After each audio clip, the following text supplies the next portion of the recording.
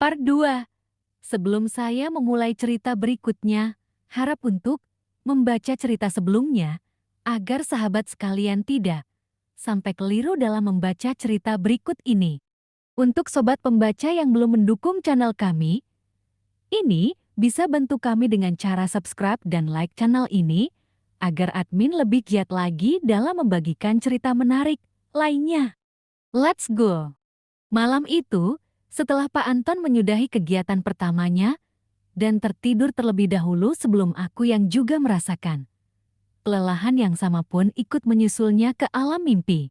Namun di saat aku baru setengah tertidur, aku merasakan seseorang seperti sedang membangunkanku yang akan tertidur meskipun mataku terasa berat untuk dibuka, tapi aku tetap berusaha untuk bangun.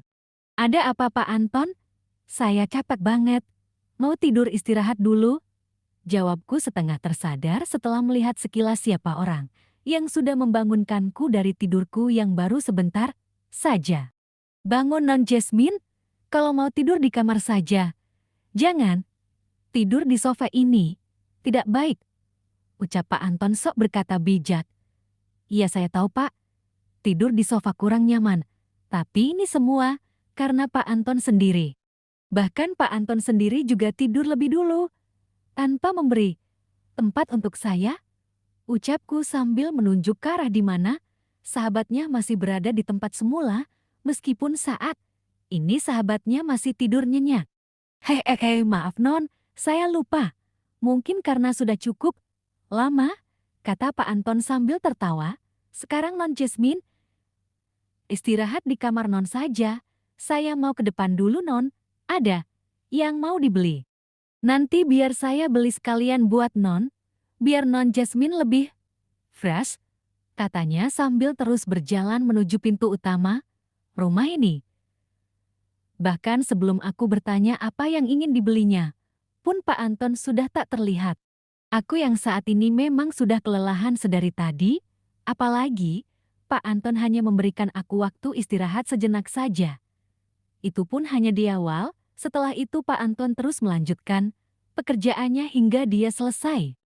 Karena memang Pak Anton sungguh tanggung dalam hal itu. Bahkan aku sangat yakin mantan istrinya dahulu sangat senang atas pertarungan di antaranya mereka berdua.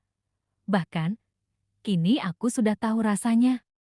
Bahkan rasanya saat ini aku seperti baru pertama kalinya lagi, sehingga membuatku cukup kesulitan untuk melangkah. Kan kakiku ini seperti masih terasa ada sesuatu yang mengganjal di pintu kamarku. Sehingga harus melebarkan kakiku agar bisa berjalan menuju kamar tidurku. Setelah sampai di dalam kamarku, aku segera merebahkan tubuhku untuk beristirahat. Dan tak butuh waktu lama, aku akhirnya terlelap. Di saat aku baru saja tertidur dengan nyenyaknya, tiba saja Pak Anton sudah membangunkanku lagi dari tidurku. Ada apa? Lagi Pak, saya ngantuk dan capek banget, ucapku setelah melihat ternyata Pak Antonlah orangnya. Ini Non Jasmine, saya buatkan teh manis hangat buat Non, agar Nak Jasmine merasa lebih segar dan juga nyaman. Jawab Pak Anton, minum dulu tehnya Non, baru istirahat lagi, sambung Pak Anton lagi.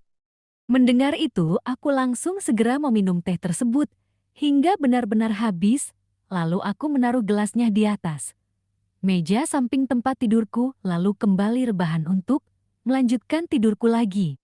Awalnya aku berpikir Pak Anton akan kembali ke kamar tamu, tempat di mana dia biasanya tidur ketika dia sedang menginap di rumahku ini.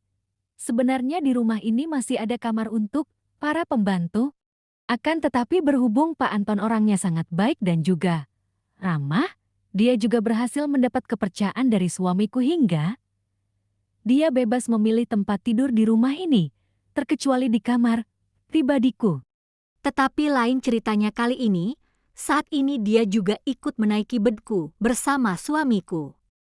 Bahkan dia juga tidak menyanyiakan kesempatan yang ada karena tanpa kata-kata Pak Anton telah berada di dalam salah satu mood yang sama denganku. Bahkan kini dia telah melonolimakan semua yang dipakainya. Dan juga Pak Anton kembali menuntut keinginan yang mungkin sudah dia butuhkan lagi, padahal dia belum lama menyelesaikan tugasnya. Akan tetapi, Saat ini, Pak Anton sudah seperti tidak sabar lagi untuk membajak sawah yang sudah lama kekeringan ini. Ditambah lagi mungkin karena dia sudah lama tidak melakukan kerja keras seperti beberapa saat yang lalu. Makanya dia menjadi sangat antusias dan tidak ingin buang waktu begitu saja. Sedangkan di sisi lain, aku sendiri sudah benar-benar kelelahan. Rasanya seluruh badanku terasa pegel dan juga terasa linu yang menusuk tulang. Semua ini terjadi bukan lain karena kerja keras dari Pak Anton sendiri, apalagi dia sejak awal tidak memberikan aku waktu untuk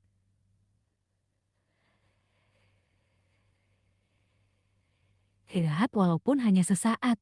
Hingga akhirnya aku menjadi seperti saat ini, bagaikan ulat tak bertulang. Tapi saat ini Pak Anton sudah menginginkan membajak ladang itu. Lagi, apakah dia ingin membuatku tak mampu lagi untuk bergerak? Atau dia ingin membuatku pingsan karena kecapean? Atau apakah dia sudah menjadi tergila-gila oleh rumahku? Sehingga dia menjadi seperti ini. Pak Anton tolong ya, jangan. Biarkan sahabat Pak Anton kembali memasuki kebun ladangku. Untuk saat ini, aku takut nantinya dia akan merusak semua isi tanaman di dalamnya. Permintaan itu aku utarakan pada Pak Anton dan berharap dia mengerti akan maksudku. Tetapi sayang seribu sayang, Pak Anton tetap pada pendiriannya semula, sedangkan kian lama aku juga mulai tak dapat dan tak mampu mengendalikan diriku ini. Mungkin karena aku tidak tega melihat Pak Anton sendirian yang bekerja menggarap seluruh rumput liar yang ada di kebunku, sehingga aku mau tak mau ikut membantunya.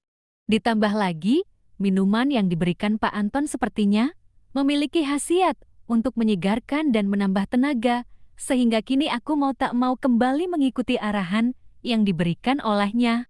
Ini adalah pekerja paling berat yang pernah aku alami selama hidupku. Hanya dalam satu hari saja aku sudah berkali-kali jatuh ke dalam lumpur yang begitu dalamnya, sehingga membuatku hampir pingsan di tempat. Karena aku sampai kesulitan untuk bernafas, apalagi saat Pak Anton dengan sengajanya menju 12 okiku dengan gagang cangkul miliknya yang membuatku seketika menggeliat seperti orang yang terkena aliran listrik yang sangat besarnya.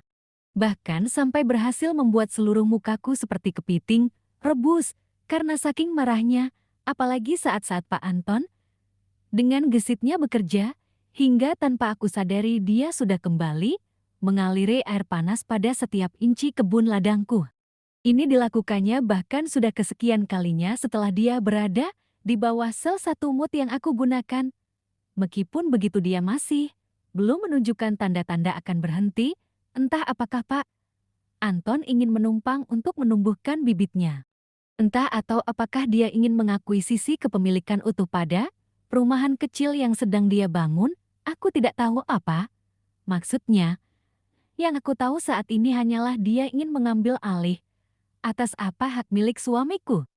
Meskipun aku tidak akan membiarkan rencananya berhasil dengan lancar, tetapi untuk saat ini, aku tidak dapat melakukan apapun, terlebih lagi saat ini kondisiku berada di bawah kendanya Pak Anton yang dimana dia adalah supir pribadiku.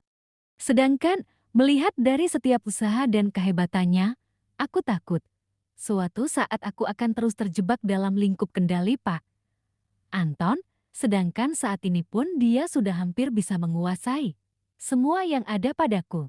Entah apa yang harus aku lakukan di kemudian hari, aku pun tidak tahu. Yang jelas saat ini aku hanya dapat mengikuti setiap irama dan jejaknya, berharap suatu saat aku akan melihat sedikit celah, sehingga aku memiliki harapan untuk lolos. Setelah matahari hampir menunjukkan wajahnya, saat itulah Pak Anton menghentikan aksi konyol nan hebat. Setelah dia selesai, barulah dia kembali ke tempat di mana dia seharusnya berada, yaitu di kamar tamu. Sedangkan yang membuatku terasa disayat-sayat ialah, di mana ketika harta pusaka suamiku telah berubah bentuk oleh Pak Anton, bahkan terasa sangat perih yang sangat menyayat hati, yang sulit untuk aku lukiskan. Meskipun ada perasaan menyesal pada diriku karena aku telah mengkhianati suamiku sendiri, aku juga dapat merasakan pengalaman yang tidak pernah aku alami sebelumnya hingga sulit untuk aku lupakan.